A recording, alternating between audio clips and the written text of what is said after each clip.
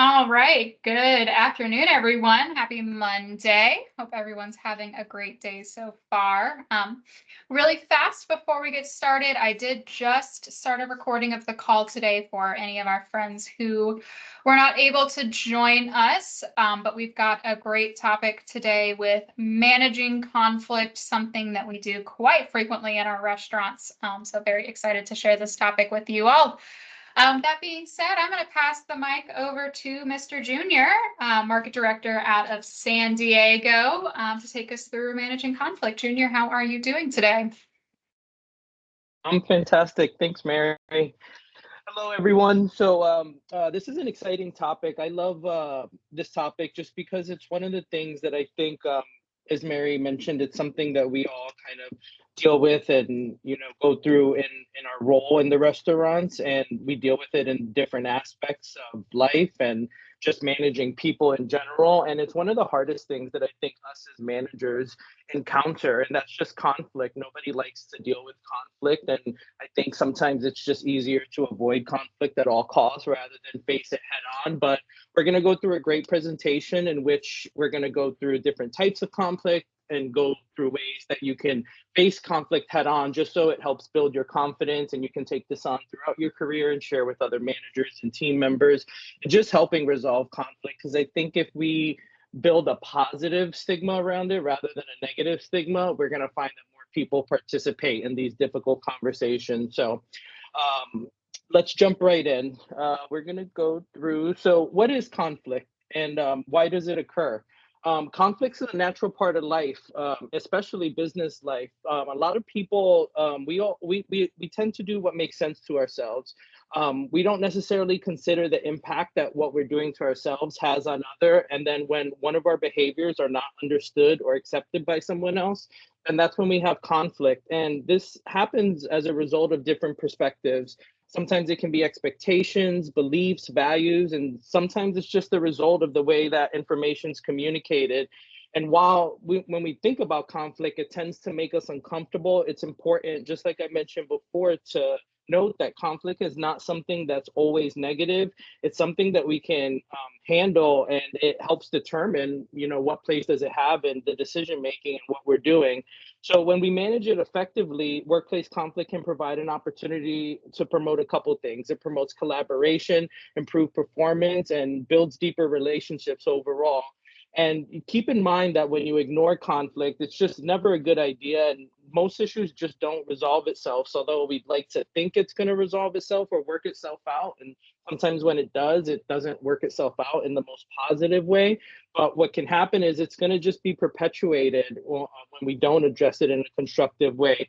And as managers, we should be practicing discussing conflict, just on a general level with our employees, maybe during orientations, maybe during in meetings, pre-shifts, however we grab the employee's attention, just doing things that we're being proactive about conflict and talking about it more in a positive way rather than a negative way. So we encourage, people bring it to our attention. So we want to make sure we understand different personality styles, because that helps us communicate effectively with different people, and it creates an environment where people of different backgrounds and cultures and just different mindsets, that they just feel welcome overall. And when it's understood and managed effectively, the results is just ultimately improve relationships, which is what our goal is, and what we want to do when we're trying to resolve anything with conflict related. So there's this conflict mode instrument, the Thomas Kilmann conflict mode instrument. And what it does is it assesses an individual's behavior in conflict situations. But it's in situations that concern two people that appear to be incompatible. And in these conflict situations, we can describe a person's behavior along two basic ways. There's two basic ways to describe these conflict behaviors. And the first is assertiveness. It's the extent to which an individual attempts to satisfy his or her own concerns. And then there's cooperativeness. It's the extent to which an individual attempts to satisfy the other person's concerns. So these two types of behaviors, we use these to define 5 different methods of dealing with conflict. And these 5 methods, which we're going to talk about a little bit more in depth, are competing, collaborating, compromising, avoiding, and accommodating. So let's dive in a little bit deeper to those. So, what do these modes ultimately mean? Let's go over competing first. It's an assertive and uncooperated, a power oriented mode. Competing means standing up for your rights, defending a position you believe is correct, or simply trying to win. And then we go into collaborating. It can be both. It can be an assertive or a cooperative mode. So when you collaborate, what it is an individual that attempts to work with the other person to find a solution that fully satisfies the concerns of both. Whereas ¿Para qué la quieres? comp- so you want to when you collaborate, you're actually working along with that person just to make sure that you're coming to a solution where you're both happy. It's just not one person walking away from that situation feeling like they've satisfied their thoughts in that conversation. And then there's compromising.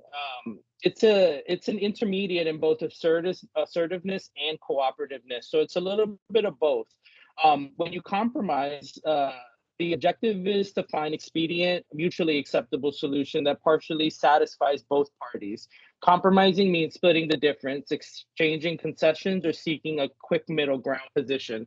So in layman's terms, it's just meeting the person halfway. You both make some sacrifices, but you come to a compromise. It's not you getting your way and the other person getting their way completely. It's just coming to a middle ground where you both can agree and move forward. And then there's avoiding.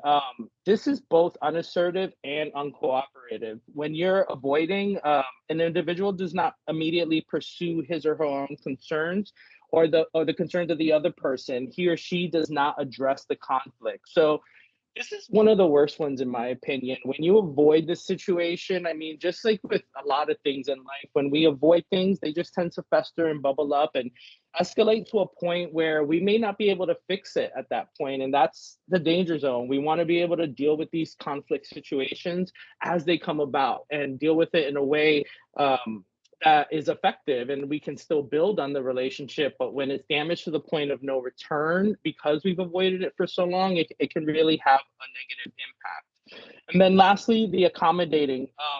It's unassertive, but it is cooperative. So it's the opposite of competing overall. When we're accommodating, an individual neglects his or her own concerns to satisfy the concerns of another person.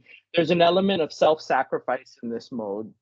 So you want to ask yourself this: what conflict handling mode do I lead with? What conflict handling mode does my managers lead with? How will understanding my mode help me handle conflict? So you want to be able to identify those things, and I think the first is to self-identify and just know, what's my style? What mode do I use to lead? Because when you understand your own mode and how you deal with conflict, you're going to better help other people and those that, report to you or you lead on a daily basis. That confidence level of understanding, like, hey, we deal with this head on. Sometimes these are the outcomes of the situations. Could be positive, could be negative. Sometimes you got to meet each other halfway, but having those live conversations, especially with so many newer managers, coming up right now, I think these are the conversations that we need to have with these managers because, conflict may not come easy to everybody. So it's important to understand these.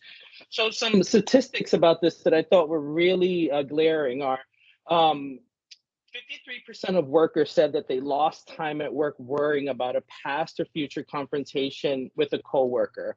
Just think of that first statistic alone. That's more than half of a workforce that said that they lost time at work worrying about confrontation. This is simply worrying.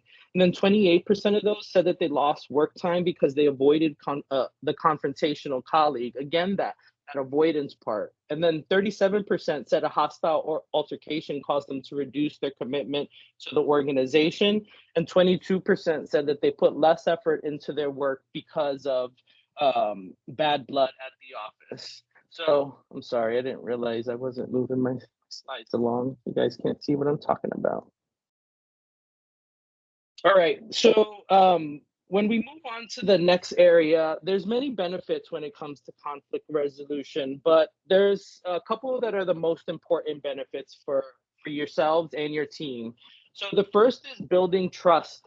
Working together requires a lot of trust, and teams with strong trust work better together. And I mean, that's just I mean, I think we can all attest to that if we've, I'm sure we've all worked in teams that where there was a strong vibe of trust amongst the team and the managers.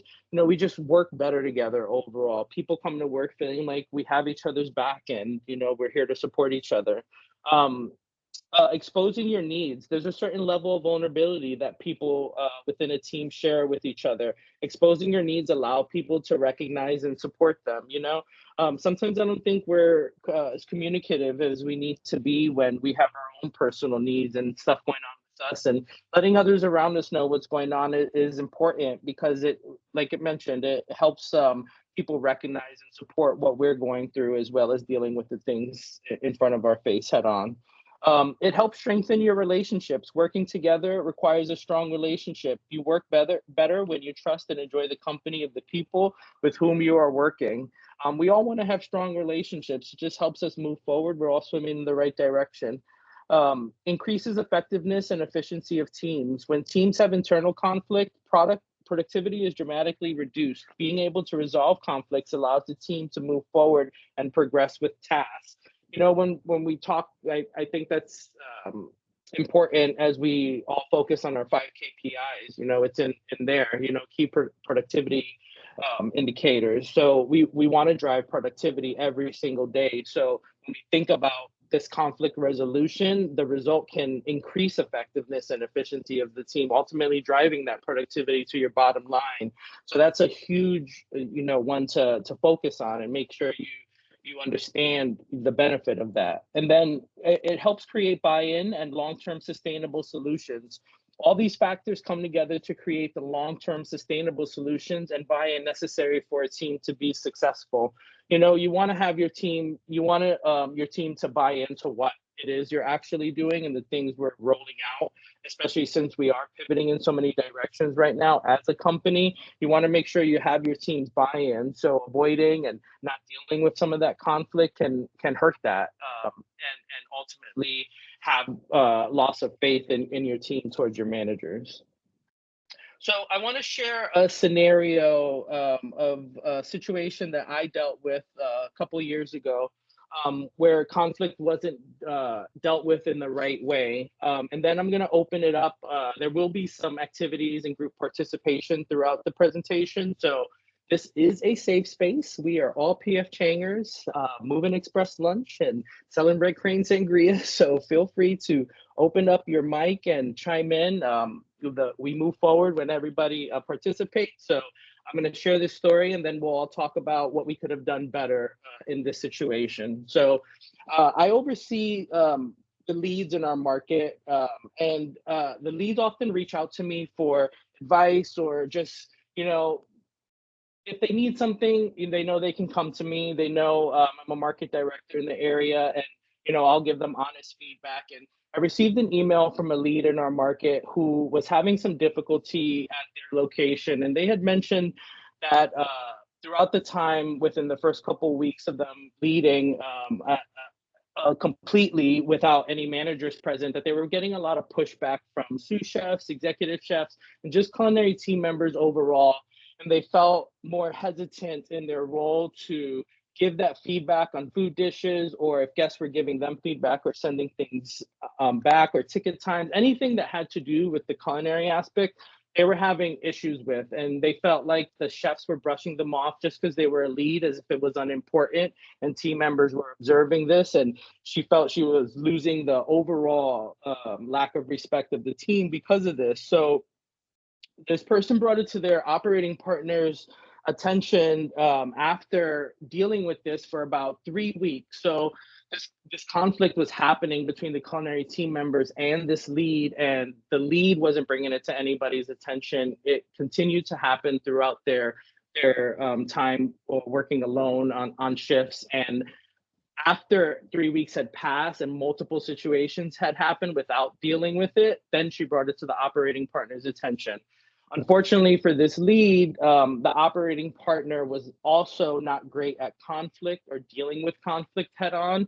So although the operating partner had told the lead that they would be dealing with the situation and addressing it with the chefs and then circling back, this ultimately never happened, and the lead just continued to live in this world. And at that point, reached out to me for advice. I will say today the lead is currently no longer with us, and this was a great lead for the market, and they really had potential to move forward into a manager role.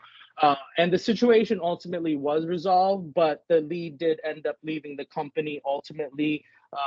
And they had been with us for quite some time. So it was unfortunate that the situation happened. But before I jump into ultimately how we handled it, I really like to get some thoughts from everyone else. If anyone feels they can type in the chat box what you think we could have done to handle the situation differently from the lead's perspective, from the operating partner's perspective, or unmute and feel free to chime in.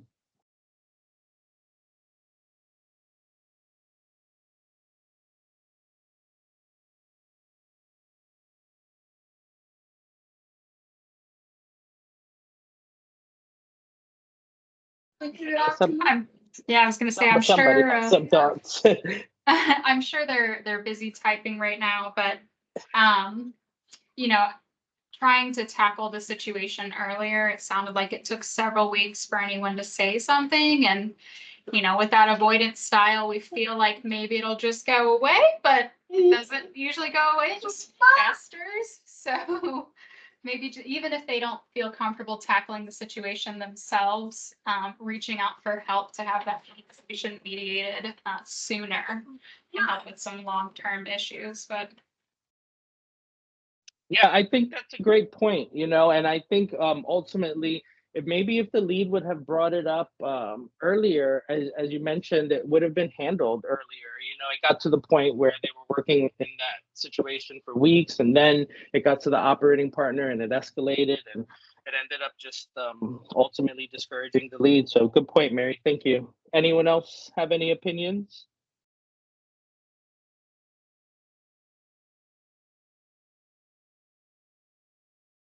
All right. So what we ended up doing ultimately, was I did jump in, and I spoke with the operating partner, and I let them know that the lead was reaching out to me about the situation, and I gave them some guidance on what I thought would work best, and I even offered up my services to be available if they wanted me to be a part of the conversation. Ultimately it was recognized that this operating partner just didn't really have some of this stuff that we're going over right now, the training necessary or the people skills to deal with conflict. And like we mentioned before, when we see the statistics, it's something that's common. It's not easy to have those difficult conversations, but they need to be had.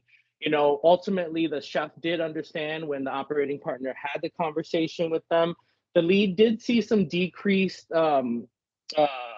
problems with the culinary team members when they were working shifts. However, I think the situation did continue. I believe the operating partner, although they went into that situation and dealt with it, there was still a challenge with ultimate confrontation and having those difficult conversations, which I believe was the lead's reason for ultimately leaving. But at the end of the day, this is why we have these soft skills calls and essential skills, just to make sure that we're working on these little things that can help us become better managers. So let's move on. So, did you know that 85% of leaders experience constant or frequent conflict in their jobs? Statistics also show that over 75% of these leaders are admittedly conflict avoidant, as we saw in that last scenario that I had just mentioned. The typical manager spends about 25 to 40% of his or her time dealing with workplace conflicts, and that's 1 or 2 days every work week. And managing conflict costs money. So the average employer is over 455 days of management time, the equivalent of two full-time managers. So think about that. 455 days of management times is what it costs the average employer to manage conflict. And the equivalent of two full-time managers, that's a lot of time. And if we could translate that back into managers, just think of what two more managers can do on your team. So I love seeing those statistics. So Mary's going to launch a poll really quickly just to go over what everybody thinks your time spent. How much time in a week do you spend managing conflict? Is it 1 to 2 hours, 3 to 5 hours, or 10 or more hours? So, Mary, if you want to launch that poll. Yep, should have just popped up on your screen. So go ahead and give it a quick answer. Looks like there's a couple of responses that have come in. It looks like a lot of us are spending somewhere between 3 and 5 hours on managing conflict. So things like mediating conversations between team members, having coaching conversations with your managers around how they talk to team members. You know, kind of in line with that statistic you were first sharing, Junior, with around 4 hours a week being spent on managing conflict. It looks like we're pretty on line with that. We've got a few people who are spending just 1 or 2 hours a week, which you guys must be some lucky duckies, or you just really manage conflict very well in your restaurant. We have a few people who are saying that there's no time for anything else, that all they do is just spend their time managing conflict. But it looks like for the majority of us, we spend about 3 to 5 hours a week managing conflict.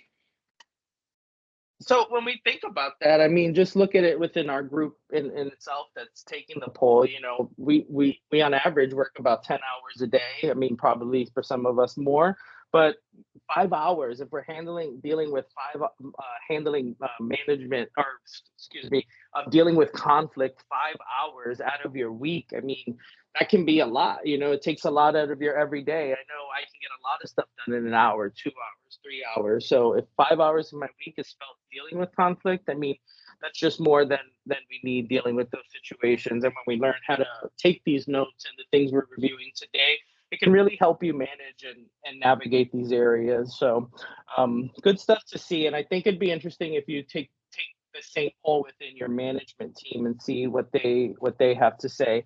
And I saw in the comments, Brittany had mentioned depends on what week, and that's true also. You know, our world is ever changing. You know, there's some weeks where it's like, man, I don't know how I'm going to deal with all the things in front of me today, and now these people aren't getting along, and I got to deal with this. But we can't put those things on the back burner because they go hand in hand. You know, your team depends on you and us as leaders to deal with these situations. But the better we get at it, the less time we spend dealing with it. All right. So we've been talking a lot about the different types of conflict management and, you know, the different things we do that affect conflict management. So now we're going to talk a little bit about how we can manage it. And I like this quote under here: "Don't be afraid of opposition. Remember, a kite rises against, not with the wind." That's a great quote when you think about it. You know, a kite rises against, not with the wind. And in conflict management, you know, it's the same thing. We want to make sure that we're dealing with this. We don't want to be afraid of people having different views or different ideas of things. We want to be able to talk about it so we can move forward and just become stronger overall with it.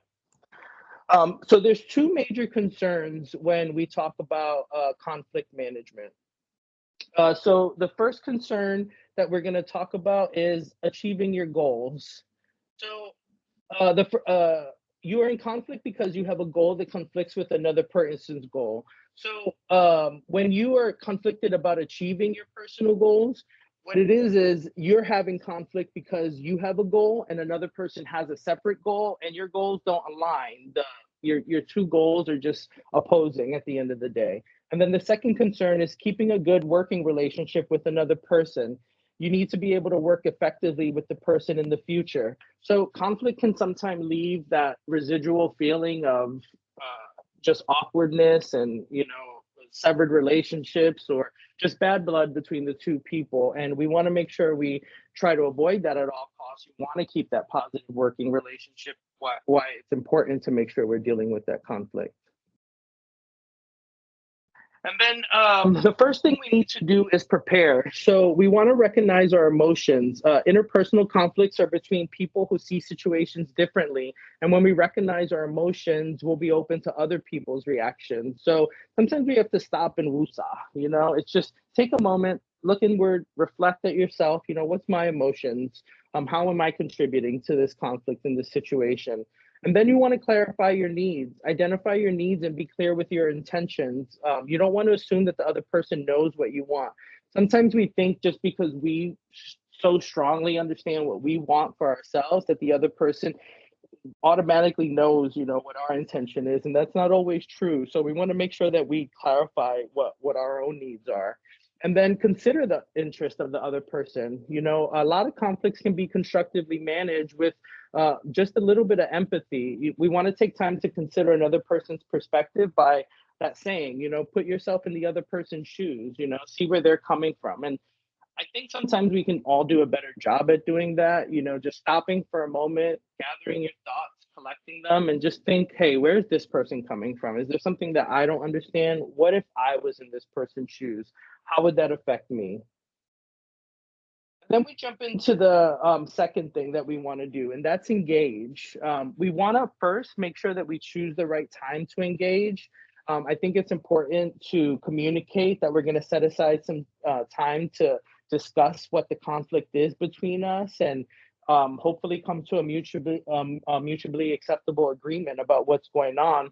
But be aware of that other person's time, because just because it's convenient for you to talk about conflict or whatever you're dealing with that person at that time, that may not be the right headspace or time for that other person. So just make sure that it's a good time for both parties involved. You want to speak and listen skillfully. When you speak, you want to use I statements to express your feelings, your wants, and your needs, and then practice active listening. You want to pay attention and confirm that you understand what the person is being said, what the person is saying, and that's ultimately the key to that conflict resolution is listening. There's that saying, going one in through one ear and out through the other. That's so true in so many instances. A lot of times people hear what you're saying, but they're not listening to what you're saying. They're actively there and present, but what you're saying is literally going through one ear and out the other. So understanding that it's important for you to listen to them um, will really help you understand how you can move forward, and it will help you become positive and have a positive engagement overall. And then lastly, just stay patient. Don't give up if the conversation is difficult. Sometimes in a conversation, it's peaks and valleys, it's up and down. There's moments of clarity where there's realization, and then there's moments of disagreement, and a lot of times when we get that clarity, it's like, okay, let's keep going. We're headed in the right direction. But if something, there's that roadblock in your way, stop for a moment and look at it so that we can deal with it. But be patient. There's going to be moments and conversations that you have and interactions with people that are not always going to be positive throughout the entire conversation. But we have to stay on that course so that we get the results we're ultimately looking for. And then the third thing is, you want to make sure you act.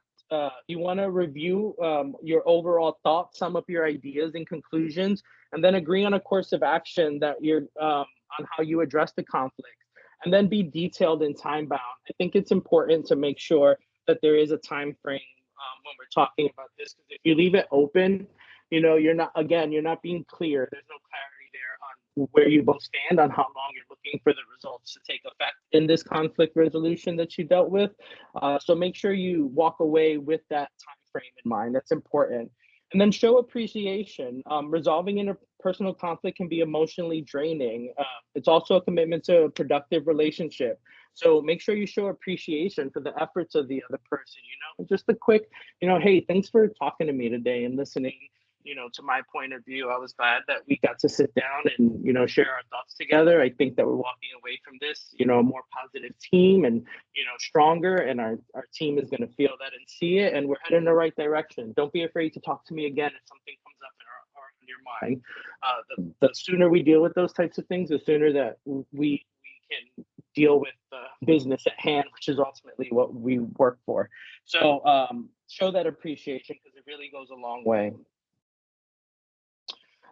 And don't hit and run. This sentence alone applies to so many situations in your life, not just to work. So you can take this for whatever you want. But as it relates to work, A hit and run occurs when you start a conversation about the conflict. Give your definition and feelings, and then take off before your coworker has a chance to respond. The hit and run approach creates resentment and anger. It does not lead to constructive resolution of the dispute. It's, I think we've all probably experienced something like this where somebody just lays a bunch of information on you. They're not happy, they're frustrated, so everything just comes out like word vomit. It's just complete and total expulsion and expression of your feelings, and then you walk away because one, you're not great at conflict and you're not great at listening or hearing. You're completely emotional at that point. So you just spew out everything that's on your mind and then you just walk away. You don't allow the other party to speak or give their thoughts. It's not coming out as constructive. And then it just evolves into something 10 times worse than it could have been if we just stopped and listened and allowed a conversation to take place at that point. So I think this is great advice. And I think we can all listen to the don't hit and run when it comes to conflict management and really put it into action. So what kind of skills do we need to manage conflict effectively? There's three different skills that will help you manage conflict effectively. So understanding your own feelings about conflict, it means recognizing your triggers, words or actions that immediately provoke an emotional response like anger. It could be facial expression, tone of voice, pointing a finger, certain phrase. But once you know your triggers, you can better control your emotions. And a lot of times we're not even aware of our emotions. It's like RBF, sometimes we don't know we have it. We just have it. And, it's up to us to look in a mirror once in a while, self-reflect, see how our body language and mannerisms and things that we do can actively affect other people around us. And, it's a lot of self-inward looking. So make sure you understand your own feelings about conflict before you engage. And then active listening, like I mentioned before, go beyond hearing just words. Try to understand what the other person is saying. We want to make sure that we're listening, not just hearing what they're saying. Generating options for resolving a conflict. Many people can think of only two ways to manage conflict: fighting or avoiding the problem. So make sure you get the facts straight, brainstorm all the ideas that might help resolve the argument, and discuss the pros and cons and the consequences. So make sure you know what your options are to deal with this situation. Fighting and avoiding the problem, those are you're not going to have you're not going to have any positive outcome if that's your avenue to success with managing conflict resolution. So make sure you look at all the options and you know what everything you can do to help deal with the situation at hand. So I'm going to throw a scenario at anyone, at you all. So feel free again to unmute, or write in the message box what you think we could do to improve this situation. We have two employees in your restaurant that were once close friends but have had a falling out. When they were friends, they made the shift energetic and fun, and now that they're not, it's affected the performance of affected their performance and brought the morale down in the restaurant. What steps would you take to improve this situation? Anybody have any thoughts on what you could do to help improve the situation between these two employees and your overall restaurant morale?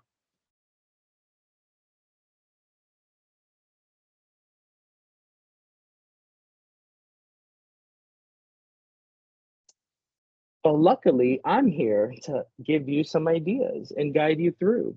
So, I think everybody has a case of the Mondays today.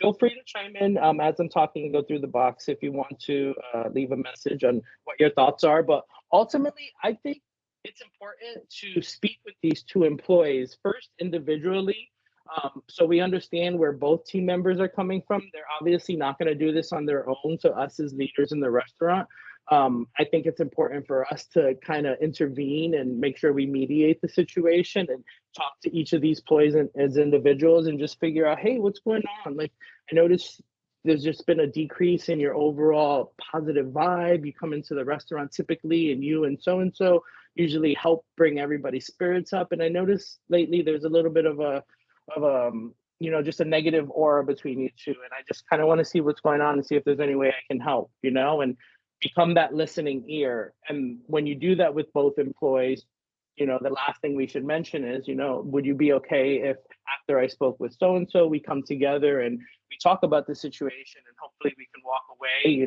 shaking hands and, becoming friends again. And at the minimum, just working together in in a positive fashion, but helping to navigate that situation that can be difficult, helping to, show them this is the way that we should move forward. And this is the value that you two brought when there was a positive relationship. And this is now the negative results of that relationship being severed. And I'm here as a neutral party, just trying to come back and see what we can do to help you both resolve this situation, see if we can work on it to move forward in a way that will benefit us as a team. And I think when you handle it that way, you'll see the positive results overall, and you also teach to others on how we can move forward and deal with opposing views and negative mindsets of each other, or whatever the situation was. How can we deal with that so that we don't have this occurrence again? So I thought this was a great scenario. It's a real life scenario, something that we can all probably experience at any moment in our restaurants if we haven't already. So I thought it was just a great example. So let's jump in and just recap overall everything that we spoke about today. We want to make sure that when we when we're managing conflict, we do a couple things and we just kind of check ourselves. When we find ourselves in a conflict situation, we want to ask ourselves these following questions.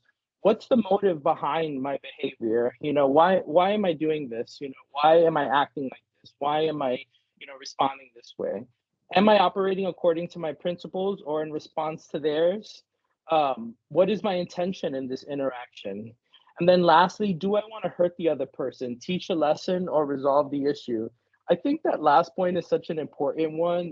What's your ultimate end game in this? What are you looking for? What outcome do you want to have? Are you looking to hurt this person? Do you want to teach them a lesson? Or are you just looking to resolve the issue and move forward?